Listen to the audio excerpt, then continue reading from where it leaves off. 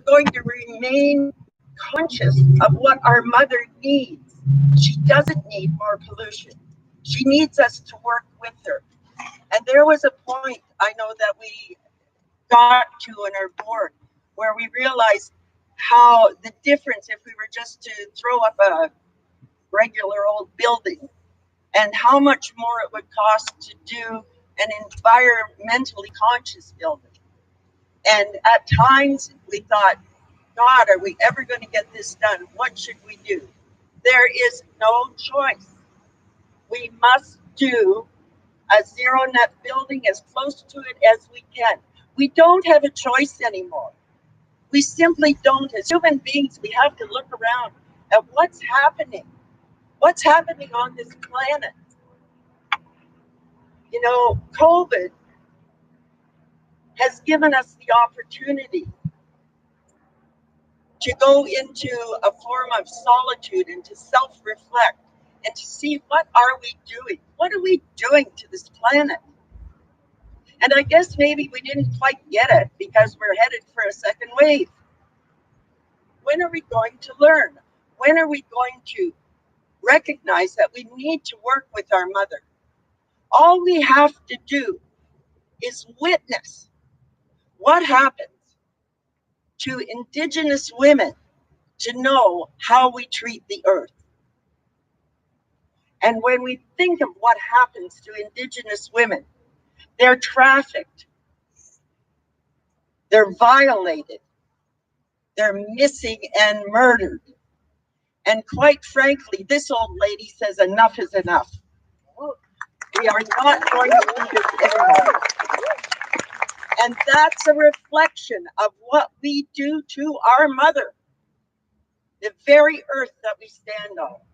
But today, this piece of earth, I want you to put your feet firmly on this earth and feel the vibration, because she is ecstatic that we would pay this amount of attention to her.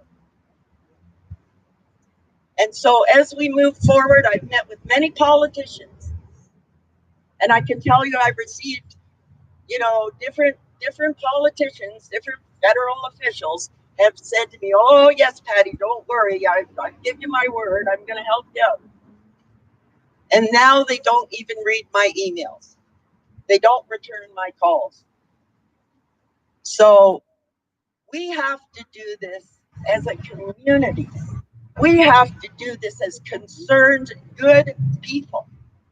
We cannot rely on the government. Mm-hmm. Because one day, maybe, just maybe, when after this lodge has been up and running, people are going to say, you know what, we should have listened to those native people. And maybe all down Kingston Road, they'll decide to build differently. They'll decide to not think about their pockets and greed and what they can pull out, and corporations and pipelines. Maybe they'll think, we had better work with our mother.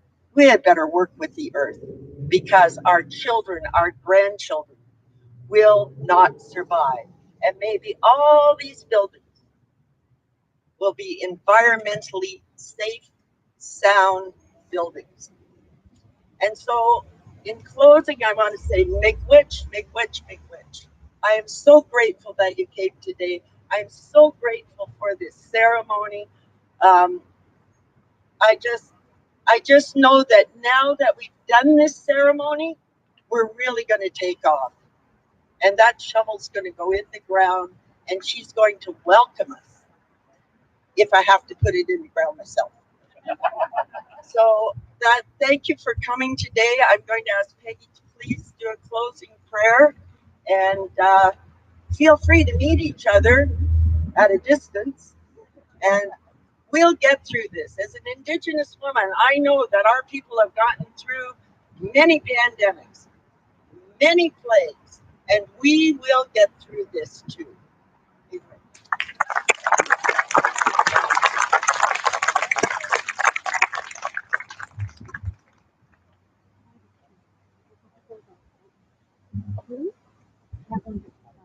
Much Patty. It always humbles me when I get a chance to listen to her passion for the work that's coming ahead. And for folks that didn't get a chance to put tobacco on the fire, if you still want to put that SEMA, that medicine in the sacred fire, we still have some here. We'll take it over to the sacred fire and leave it there. And Sue's going to help us out at the end of the day once everything is closed off and we're on our way. She'll take that medicine and place it in the four directions here on the land and take it all around the boundary of this area here. So thanks to you in advance for helping us to do that after. So I'm going to just close the language again, and in my words will be expression of appreciation for all the kindness that was expressed through the messages that were delivered to us today by our people and our friends and strong allies that also want that work to begin in this space as well. And also talk about the medicines that will be brought here and our promise as stewards to this land here to take care of it in the way that we're required as Indigenous people. I'll include those in my prayers.